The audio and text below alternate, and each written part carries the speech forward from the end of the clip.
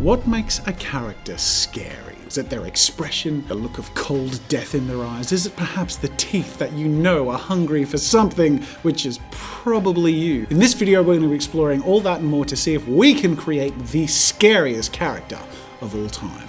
Today I asked you, who is the scariest character of all time? Follow me on Twitter. That's where I last minute ask you guys to help get the ball rolling on an ambitious character design project. We're going to be trying to tackle the scariest character of all time. We've already attempted the strongest and the cutest. Let's just start off with a bit of a mood board. Girl in the Exorcist. Boom! Mood board. Oh, yep. Okay. Certainly a fitting first edition. Slender Man. Did people actually get scared by Slender Man? But yeah, no, Pennywise is certainly an addition. Do you know what? I'm going to veer from Chucky and go straight to the Annabelle doll. This is a similar idea and the same theme of something inanimate that just is very uncanny valley and creepy. Ooh, that nun chick from the movie. What's the movies? Yeah, it's the Nun. As far as horror characters, that's got to be one of my personal top characters. Voldemort, never saw him as scary. What's the girl's name from The Ring? So Samara. There you go. Samara. Less intimidating with an Aussie accent. Hey Samara, can you piss off? I'm trying to watch television. I think that's a pretty solid mood board for a scary start. Now, much like with our strength video and our cute video, context makes a big difference. And rather than finding that halfway through the exploration process, let's try and figure that out at the start. And I think the thing that all of these characters have in common is that they're a corrupted version of something pure. And they're presented in such a freaking scary, freaky way that it ticks all the wrong boxes in all the right ways. Now, before I get stuck into having fun with some character design, I want to start off by bringing you guys a bit of fun through the sponsor of this video, Summoner's War. Summoner's War is the classic mobile turn-based role-playing game. With over 110 million installs, it's a beloved global hit with a huge community worldwide, and they're celebrating their 6th anniversary by giving away 100 free summons to you guys. And if the kind of monsters that make you go, nope, nope, nope, nope, nope, are not your cup of tea, then you're gonna love Summoner's War because they have over 1,000 unique monsters that you can summon in the turn-based RPG where you can try out various team compositions and strengthen your monsters with runes and progress in the game. There's a global player versus player arena and weekly in-game events. If you download Summoner's War now, you'll get 100 mystical scrolls for free, and things are just getting started. There's additional updates and events that are going to take place coinciding with the game's global 6-year anniversary in June. Get started summoning now and see what monsters you will have helping you start your journey. Go check it out with a link in the description, and a huge thank you to Summoner's War for sponsoring this video. So before jumping into the scary stuff, I thought I'd sketch some safe stuff. I figured since the conclusion that could be drawn from the mood board was that the scariest characters were corrupted versions of the things that normally bring safety, comfort, and peace, well, that would be a good place to start. For example, pretty little girl? Nope. Head-turning, vomiting, foul-mouthed, possessed little girl. Nice little dolly? No. Bad dolly. A graceful and pure nun, untainted by the... Nope, never mind, nope. Anyway, you get the idea. So, after a little Googling and asking you guys on Twitter, I came up with a few wholesome professions or possessions to get the ball rolling, resulting in a doctor and a teacher and a police officer to get started. These are usually seen as people who bring growth, safety, protection, and so on, but their being twisted into something unwholesome is also pretty, let's face it, unoriginal. I mean, bad doctors, bad teachers, bad cops, they're everywhere in fiction and horror. So continuing to play around, someone pointed out on Twitter the image of a little child cuddling a soft toy is a very pure image, but in the end, like the others, it's been done to death. And then another thought occurred to me. Music, more specifically opera or choir music. Not only is the image of a beautiful, graceful singer something that brings peace, but the sound of an angelic singer certainly brings peace and the feeling of elation. At first I thought I could go in the direction of a female soprano opera singer, the personification of grace and purity, and then another thought occurred to me. A choir boy. A choir boy! Bear with me now, but I thought if we started with a character like the one you see before you as our baseline, and then as the foundation to create something terrifying out of, we might end up with a result that's both terrifying and original. Now, just as was the case with our strongest character video, story is going to be a big part of setting the scene here. And the great thing about the sketching process is it gives you lots of time to think and play with ideas before you settle on a design, with the design influencing the story and the story influencing the design as it develops. So here's where I ended up. Now, I'm going to stop right here and do a disclaimer, because this is before the weird, dark, scary stuff, and I wanted to be as scary as possible, but some people may find the following story disturbing or whatever. So if you're perhaps just not a fan of the creepy stuff, feel free to walk away right about now.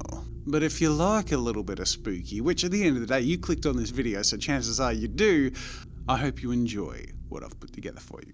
Angelo was born with a gift, the gift of a beautiful singing voice. At a very young age, Angelo was taken under the wing of a parish priest, Father Salvatore, with a sadistic method of getting the most out of his prized singer. You see, this was the 16th century, and there was a practice where young male voices could be preserved in the higher soprano register throughout their life by means of castration before they hit puberty. Not an uncommon practice. But not only was little Angelo castrato in the name of song, but the priest had even more brutal theories about the best way of making the most of this child's voice. A voice which the priest believed, were it to reach the level of exalted skill it was capable of, may very well be able to summon the angels of heaven or even Christ himself. So Father Salvatore would stop at nothing to push Angelo's voice to its limits. Violently outraged by minor mistakes or weaknesses and driven to excellence at the cost of poor little Angelo's growing body. Angelo was beaten whenever his song didn't please the priest. He was rigged up to devices with spikes and ropes that forced him into the right positions, where he would be left for days without sleeping or satiation and forced to sing. And Father Salvatore taught Angelo that nothing mattered more than perfecting his voice.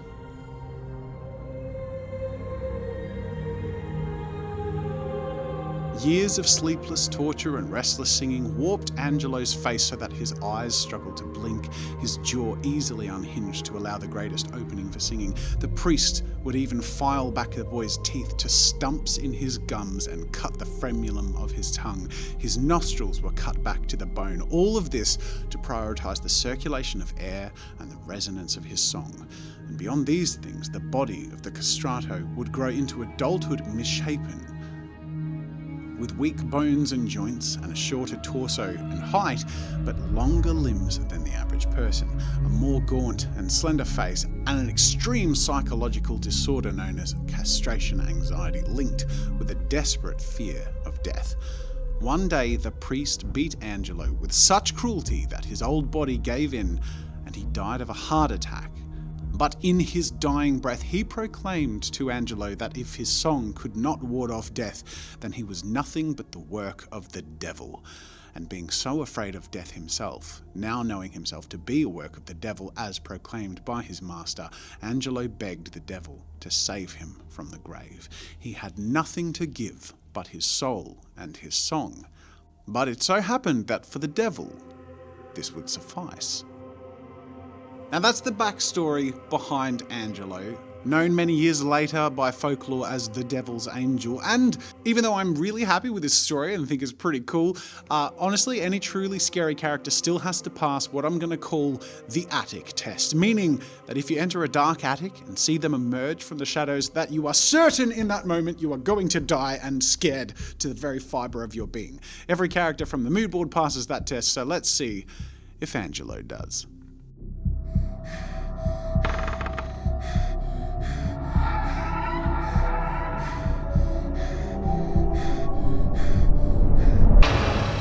Alright, perfect. And I think the coolest part may be the spookiest part of Angelo's scare factor. The fact that you hear him before you see him, and that it's the high angelic voice of a castrato, but twisted by torture and the devil himself.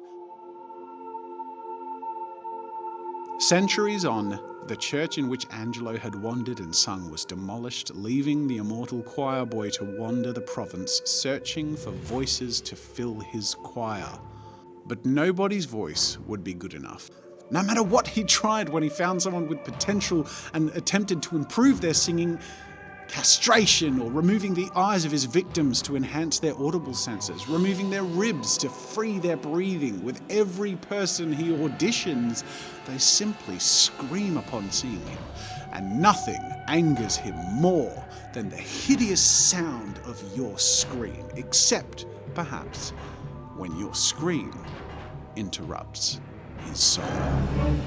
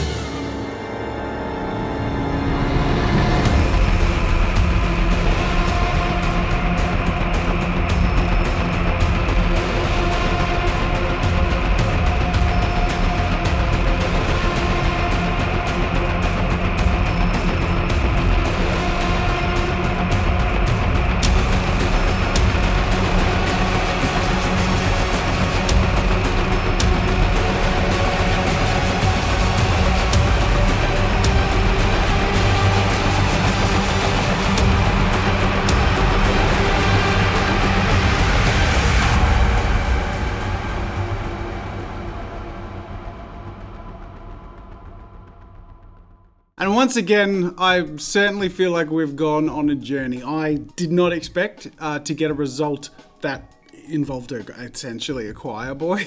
But I really think the whole challenge of doing the most, blank character ever is really fun and really difficult, like I've said in every other video, because there's a weird conflicting process where you want to avoid cliches, to not do something that's done before, but to do something that's more intense than something that's been done before is really difficult because it's been done so well. Like, so well. Like, look at these guys. But I feel like they had it easier because they took some of the, some of the most fitting things to corrupt and did it well. And then as a result, doesn't leave many options for you to pick from to be original, let alone better. However, even though some of the more obvious or I guess you could say effective options were taken, I really genuinely feel like this is a very effective, very scary result. Like, honestly, if I walked into an empty, dark attic room and I saw this sort of come out of the shadows, and in any one of these moods or states, I would know I'm about to die. And I think at the end of the day, that's really what this is all about,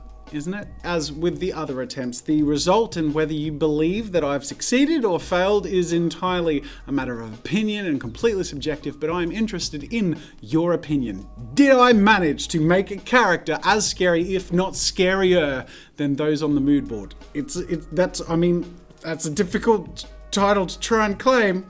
They were some damn scary competition, but I think Choir Boy could certainly make that list, and I'm interested in your thoughts. Let me know in the comments down below, and if you enjoyed this video, please hit the like button so other people can see it and enjoy it. It helps me know if you want me to make more of these kinds of videos in future. Let me know in the comments what else you think I should try and what characters or character types I should dethrone. Otherwise, if you enjoyed this video and you haven't yet, make sure to subscribe for more fun with art and creativity. I sincerely hope you've enjoyed this video, and if you have, there are more over there you can check out. Otherwise, that is it for now. Thank you for watching, and until next time, I'll see you later. That wasn't very, okay, I can't pull it off, but anyway. Bye.